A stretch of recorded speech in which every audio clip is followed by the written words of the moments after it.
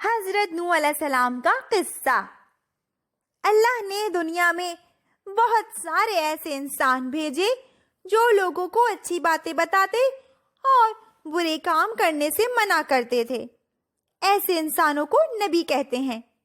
اللہ کی آخری کتاب قرآن پاک میں کچھ نبیوں کے نام اور ان کی کہانیاں ہیں۔ ان میں سے ایک کہانی حضرت نوح علیہ السلام کی بھی ہے۔ حضرت نوح علیہ السلام اللہ کے نبی تھے۔ وہ لوگوں کو اچھے کام کرنے اور برے کاموں سے بچنے کے لیے کہتے رہے۔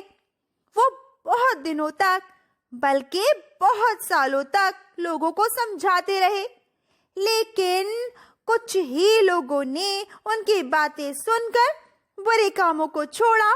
باقی تمام لوگ برے کاموں میں مصروف رہے۔ جب اتنے بہت سے سالوں تک ان کی کوششیں کامیاب نہ ہوئی تو اللہ نے ان لوگوں کو سزا دینے کا فیصلہ کیا۔ اللہ نے حضرت نوح علیہ السلام کو ایک بڑی کشتی بنانے کا حکم دیا۔ حضرت نوح علیہ السلام نے کوئی سوال کیے بغیر جنگل میں جا کر لکڑیاں کاٹنی شروع کر دیں۔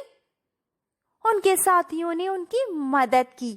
دوسرے لوگ ان کو کام کرتے دیکھتے تو مذاق اڑاتے۔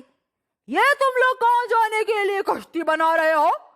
یہاں تو دور دور تک کوئی دریا یا سمندر نہیں ہے، یہ کشتی مٹی پر چلاؤ گے کیا؟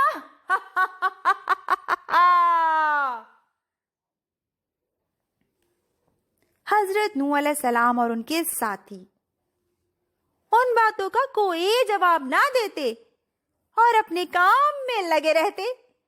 کچھ دنوں میں بہت بڑی کشتی تیار ہو گئی تو اللہ نے حکم دیا کہ تمام جانوروں اور پرندوں کا ایک ایک جوڑا اور کھانے پینے کا سامان کشتی میں رکھ لو۔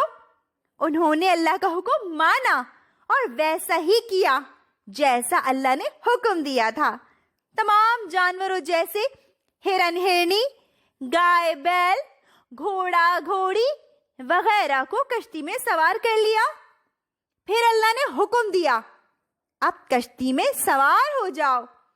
انہوں نے ایسا ہی کیا۔ جو لوگ دیکھ رہے تھے وہ مذاق اڑانے لگے۔ ارے ان سب کو کیا ہو گیا؟ یہ کیوں کشتی میں بیٹھ رہے ہیں؟ ان لوگوں میں حضرت نوح علیہ السلام کا بیٹا بھی شامل تھا۔ حضرت نوح علیہ السلام نے اسے پہلے بھی بہت سمجھایا تھا لیکن وہ نہ مانا۔ ایک بار پھر انہوں نے اسے بلایا مگر اس نے کہا، میری فکر نہ کرے، مجھے کچھ نہیں ہوگا۔ اچانک بادل آ گئے اور بہت تیز بارش ہونے لگی۔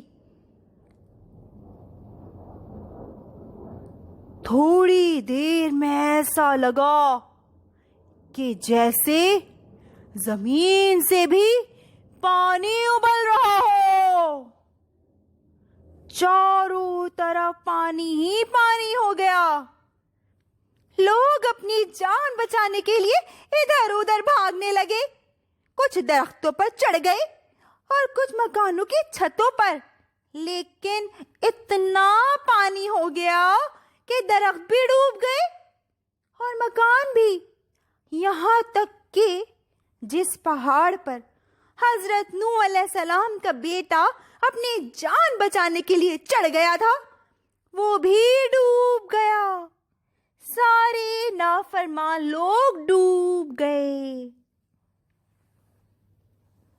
اور حضرت نوح علیہ السلام کی کشتی پانی میں اوپر ہی اوپر تیرتی رہی۔